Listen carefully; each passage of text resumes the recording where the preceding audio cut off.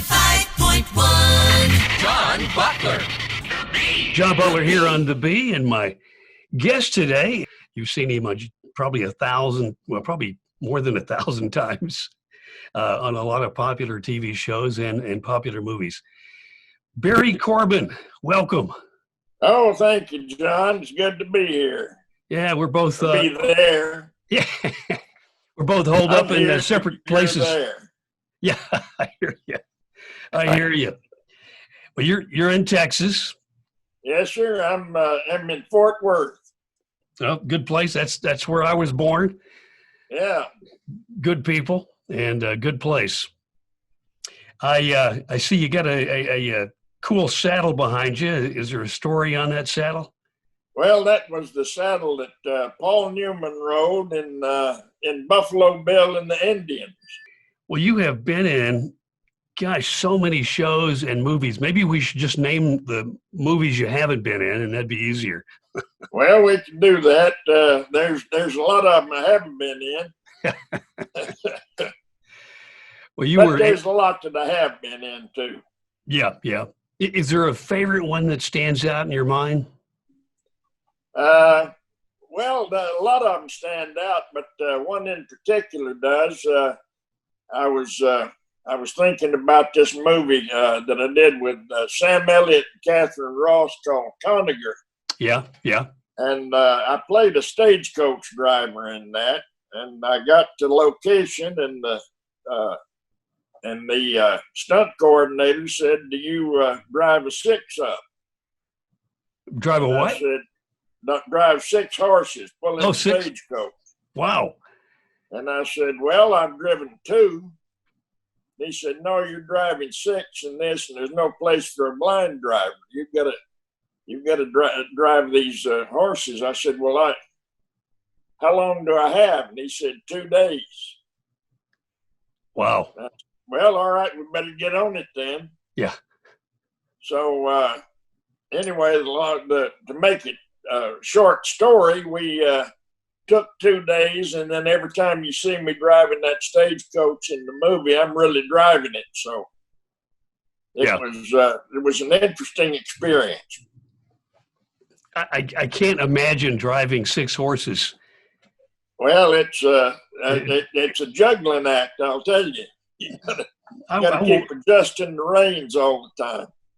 Well, I would bet. What's the trick to it, or what's the secret to controlling 6 horses at once? Well, your wheel horses, the horses close to the coach, are your brakes. They're generally the biggest team in the 6. Then you got the swing horses, which is the ones in the middle, and then the leaders. Yeah. The leaders, you've got to guide them first, and the swing. When you stop the wheel horses first. So how many second? How many reins are you holding? How many reins are you holding when you do that?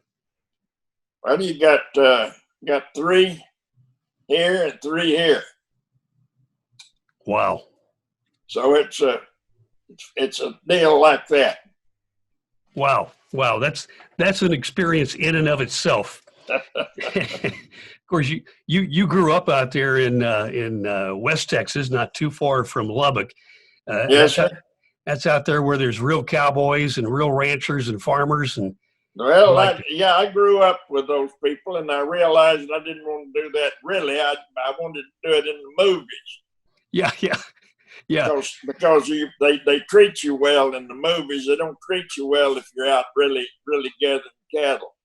No, they're pretty serious about the land and the animals. They say that's where your fences need to be horse high, pig tight, and bull strong.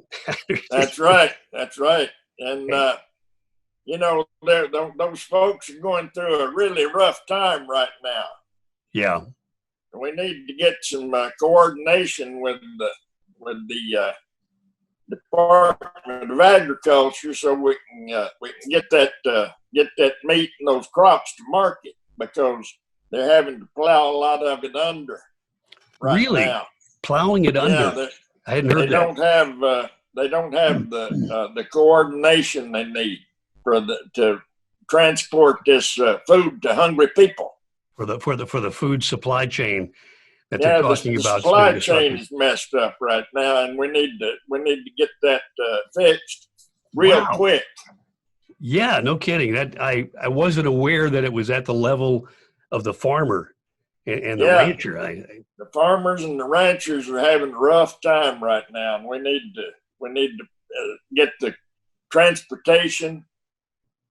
And they're right now the meat packing places are shut down because of this virus, and now so people are just euthanizing chickens and pigs, and they're talking about getting rid of their breeding cattle because they just they don't have enough to feed them. Yeah. Well, I just saw this morning where Trump, the president, is commanding under the War Powers Act that all the meat processing plants stay open. So maybe but we need to protect those workers too, because they're in a dangerous situation in there because they're crammed in together, and there's no order to make these plants safe. And what we need is an executive order to make the plant safe so the people can come in and work as safely as possible. Yeah, absolutely. Well, it's an interesting time. We've never seen anything like this in our lifetime, have we? No, sir. No, nobody alive has seen anything like this the last thing that was close was the pandemic of the flu in 1917 and 18. Yeah. And worldwide communication. Back then, people thought that it was only their county or their state. They didn't realize that it was a worldwide pandemic. Now we're getting information, and a lot of it's misinformation. Yeah. So we've got to, we've got to filter that through and try to figure out what's the real stuff. Yeah. We went from no information to too much information, too much bad information. Yeah. Yeah. So you're right. We got to have a better filter these days. So that's right. Any words of inspiration from your experience in life that you can pass on to our listeners? From my experience in life is there's a saying, and I'm not sure where it's from, but it's the saying is, "This too will pass." Yeah. I guess we're going to be all right. So far, we've managed to bumble through pretty well. Yeah. And I think we're going to bumble through this pretty well. So I don't think this is the apocalypse, but I think it's something that we got to take pretty serious. Yeah, it's going to be a pretty big bump in the road, health-wise and economically, and well, it's going to affect us economically down the road for years to come. Yeah. Hey, it's easy to shut something off. It's real hard to start it again. No kidding. I often say I admire anybody who gets a ball rolling in any direction. That's the hard part, to get the ball rolling. Yeah. So to get the ball rolling on the economy is going to be interesting to watch it unfold. And we all got to pitch in to make it happen. We've got to get it rolling in the right in the right order. Right. So we don't cause this pandemic to come back again. Right. Yeah. We've got several layers to deal with. It's a conundrum. Agree. Well, you've lived a lot of years. What's the worst thing that's ever happened to you? Well, I've been real lucky. Not too much bad's happened to me. I guess just physically, the worst thing that's ever happened to me, a horse fell on me one time, busted me up. They threatened to cut off my leg, but I said, let's get a second opinion on that. Wow. So wow. It's a little traumatic. I got both my legs. I mean, they're both working pretty good. So obviously you didn't have to have it amputated. no. That first doctor said the only thing I can do is cut it off just below the knee. I said, well, let's go to somebody who can do something else. So they put me back together like a jigsaw puzzle. I'm doing okay now. That's good. That's good. There is one thing you need to clear up for me, though, Barry, to tell me it's not true. But there is a rumor that at one time in your past, you took ballet. You were a ballet dancer. Yes, tell me sir. it ain't true. I'm probably the only guy from West Texas who studied ballet and worked on an oil rig at the same time. Barry, you're telling me it's true. That's true. Well, I guess I should have more respect for you then. So. Well, that teaches you to move a little better, ballet and fencing, you learn how to move a little bit. Yeah. I did do a little fencing back in my day, back in middle school. And it does help you on a moving. Well, tell me about Northern Exposure. That was a super popular show. And geez, you were great on that show. What was that experience like? It was great fun until the last, I'd say, season and a half.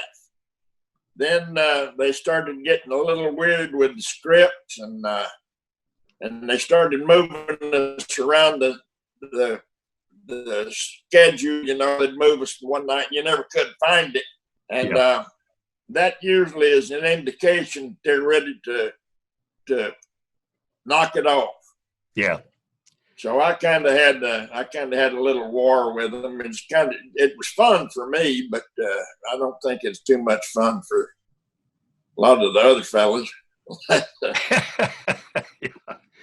Well, the network bean counters.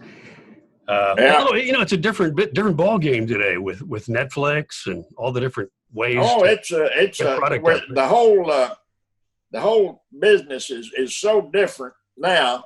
You can speed through the commercials. So the commercial, the only place that gets good money for commercials is the football games. Anybody else, they either don't have commercials, which is like the Turner Classic movies and those kind of things. So the whole economy is shattered in so many ways that there's no way that a person can be paid what they used to pay us. Yeah. So we're all working for much less money. Well, there's probably 4 or 5 guys at the top who are dragging in a whole lot of money, but the rest of us are kind of we got to work more than what we used to. Yeah. The movie business has changed. The music business has changed. Radio and TV sure changed. Yeah. Everything's changed. The whole,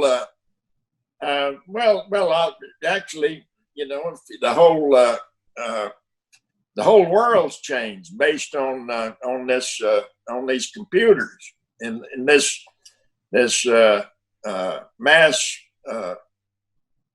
mass information. Nobody take that much information in. We haven't evolved enough to do that. Yeah, we're still basically cavemen, and we're trying to work with these computers.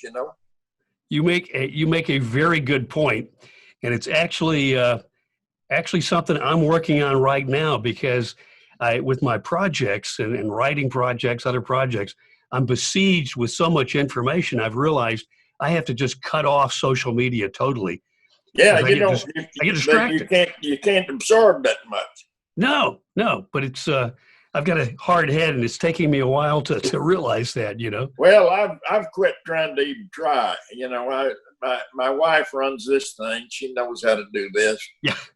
All I know how to do anymore is hit my marks and say my lines, and that's all I need to know. I don't need to know anything else. Well, you got a pretty good wife there, I understand, Joe. I've got a great wife. Yeah, she's a great help, and she's a wonderful person. How long have you guys been married? 5 years. Check that with Joe. She's right. Yeah, yeah. Oh, I geez. was going to try to get her over here and get her on camera, but she won't do it. Oh, darn. Come on, Joe. Come on. She's shaking her head. No, Oh, she won't dang, even dang. let you take a picture of her. She's kind of like, some of those Bedouins that if you take a picture of them, they think you're stealing their soul. That's kind of the way she is with cameras. She wants to be behind the camera. That's actually hysterical being married to you.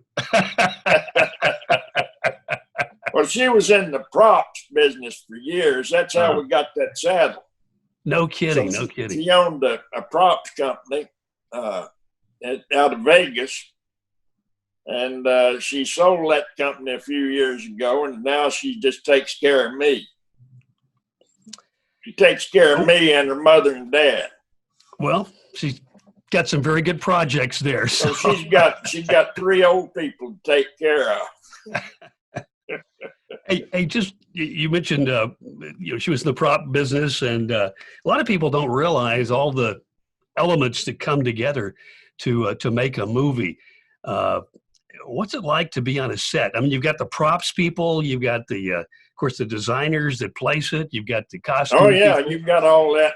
Well, my dad came and visited me on the set one time for a movie called The Man Who Loved Women.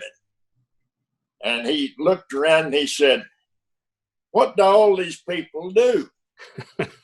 I said, "Well, about half the time they don't do anything. But when you need them right now. and when you need them, they're there right now. So yeah. they've got to be there. But a lot of times it looks like nothing's happening."